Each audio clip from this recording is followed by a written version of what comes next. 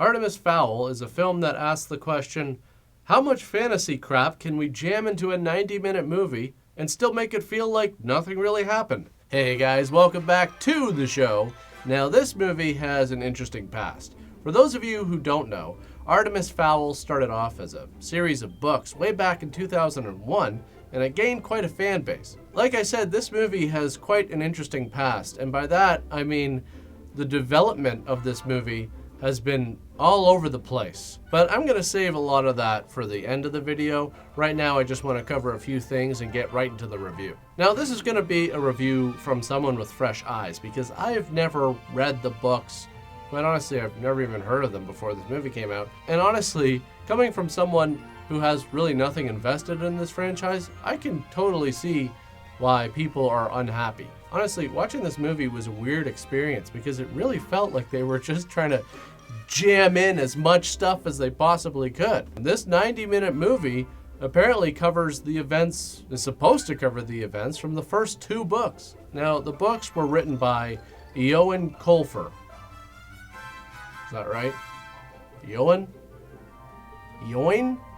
I never know. I'm so bad with pronouncing Irish names. I don't know why. It's just skill I never developed. Seriously, there's so many of them. Like, try some more. Saoirse? No, wait. It's Saoirse Ronan, right? Saoirse? Saoirse? Saoirse? I don't know.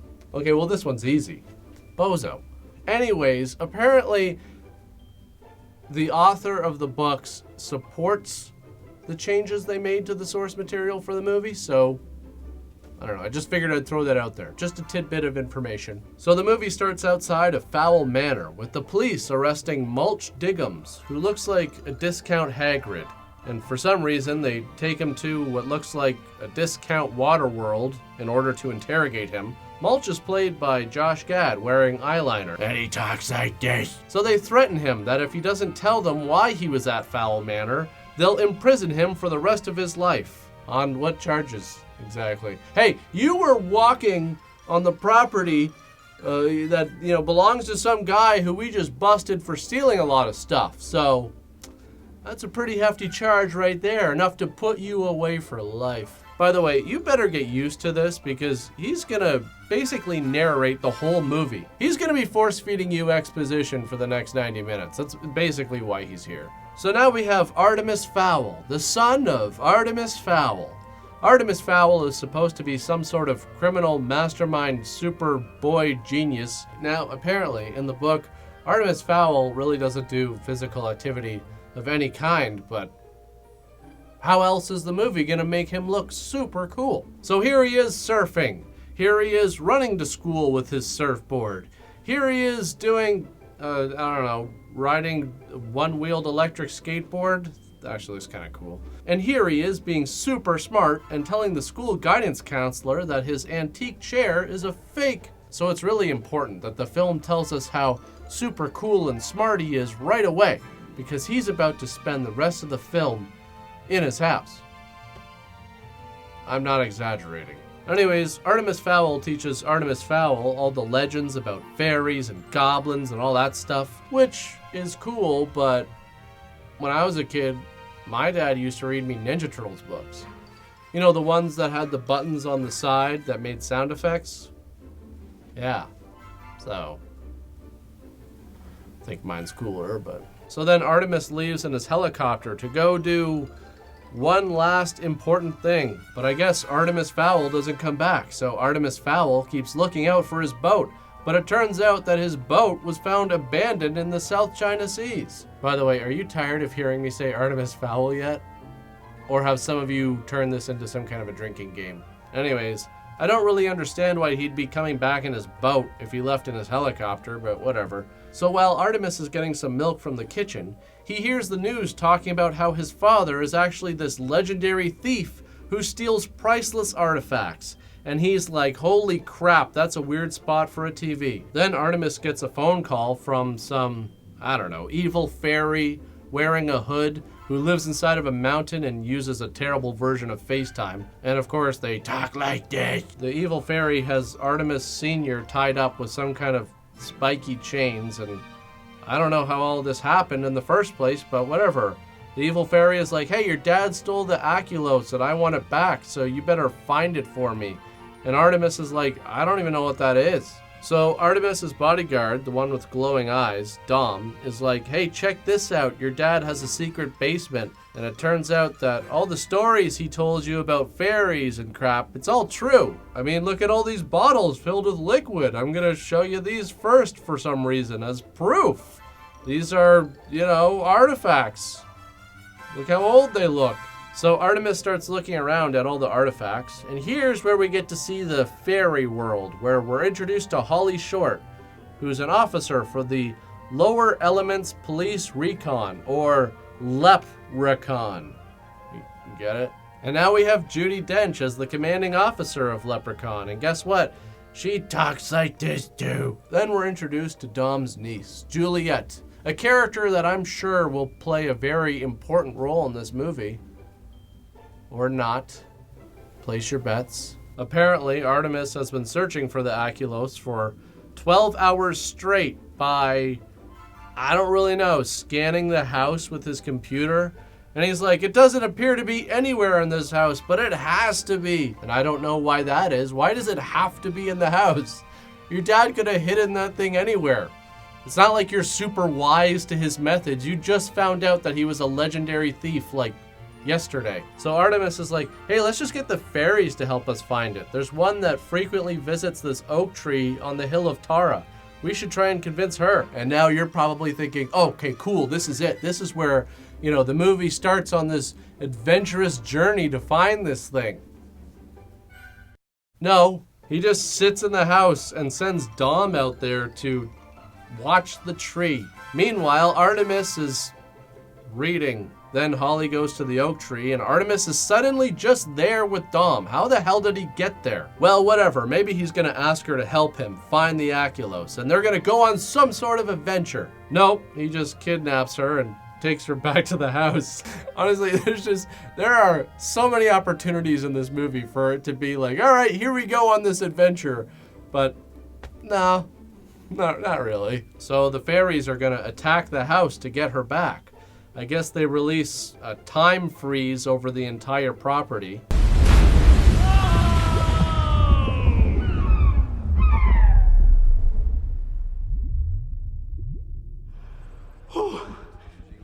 Time freeze successful.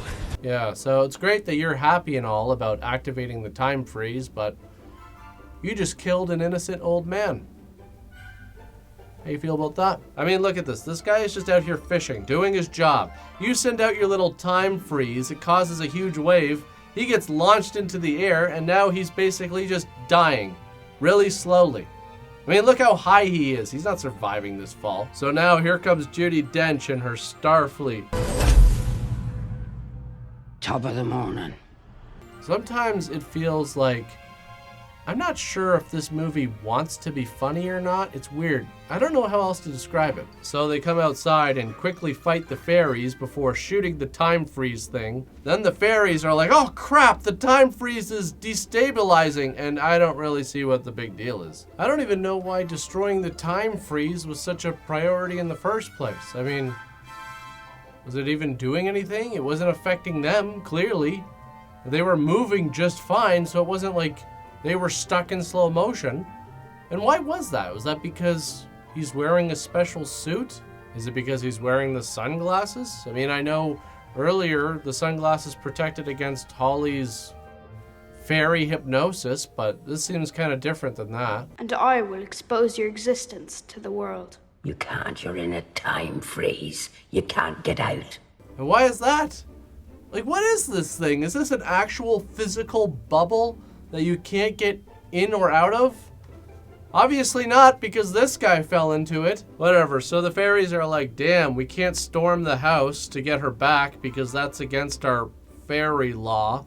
So let's get Mulch Biggums to burrow underground by eating the dirt and crapping it out. So Mulch gets into the house and takes one look around and is like, oh yeah, it's right over here. Then Mulch unlocks the first door to the vault, but there's a second door. So he's just going to use his ear and nose hair to unlock that. I'm not joking. Sensitive tumblers, you devil. And there it is, the golden acorn.